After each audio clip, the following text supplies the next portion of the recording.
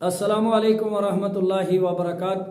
میرے محترم بھائیوں اور پیاری بہنوں، آپ کا بھائی راکی ابو سعد راکیہ ٹی وی آفیشیل کی طرف سے رمضان المبارک کے حوالے سے نبی پاک صلی اللہ علیہ وسلم کی پیاری پیاری باتیں، آپ کی حدیثیں، آپ کے زبان مبارک سے نکلے الفاظ میں بیان کرتا ہوں۔ اللہ سے دعا کرتا ہوں اللہ آپ سب کو شفائے کامل عاجلہ عطا فرمائے۔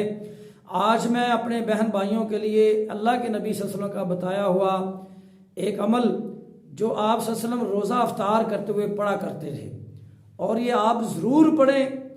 اللہ کے نبی صلی اللہ علیہ وسلم جب روزہ افطار کرتے تو سب سے پہلے تو بسم اللہ پڑھنی چاہیے، اور اس کے بعد یہ دعا جب آپ روزہ افطار کر چکے ہوں تو یہ دعا ضرور پڑھا کریں۔ ذہب الظمأ وابتلت العروق وثبت الاجر انشاءاللہ۔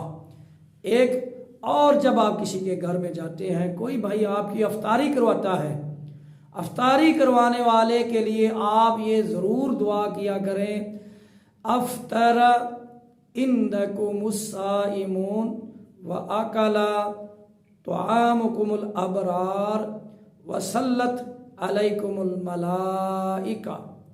یہ افطاری کروانے والے جس نے آپ کی افطاری کروائی ہے اس کو آپ یہ ضرور دعا دیا کریں۔ پہلی دعا کا ترجمہ کیا ہے؟ ذہب الظمأ وابتلت العروق وثبت الاجر انشاءاللہ۔ پیاس بجھ گئی، بھوک مٹ گئی، اور اگر اللہ نے چاہا تو اللہ نے اس کا اجر ہمیں دینا ہے۔ اللہ اکبر، اللہ اس کا اجر دے گا جو میں نے اللہ کے لیے روزہ رکھا۔ پیاس بھی ختم ہوگی، بھوک بھی ختم ہوگی۔ اللہ اکبر۔ دوسری حدیث میں ہے، میرے بھائی تو نے میری افطاری کی ہے، افطر عندکم الصائمون، میری دعا ہے تیرے لیے کہ تیرے گھر میں روزے دار آئیں اور تو روزہ افطار کروائے، تو روزہ افطار کروائے۔ افطر عندکم الصائمون واکل طعامکم الابرار، اور نیک لوگ تمہارا کھانا کھائیں، وصلت علیکم الملائکہ، اور فرشتے آپ کے لیے دعائیں کریں۔ یہ آپ اس کے لیے جو آپ کو افطاری کرواتا ہے، آپ کے گھر میں افطاری بھیج دیتا ہے، اس کے لیے ضرور یہ دعا کیا کریں۔ اللہ آپ سب کو ہمت عطا فرمائے۔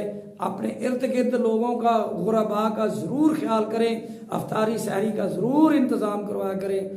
اللہ آپ کے مال اور جان میں برکت عطا فرمائے، آپ کے روزے قبول فرمائے۔ السلام علیکم ورحمۃ اللہ وبرکاتہ۔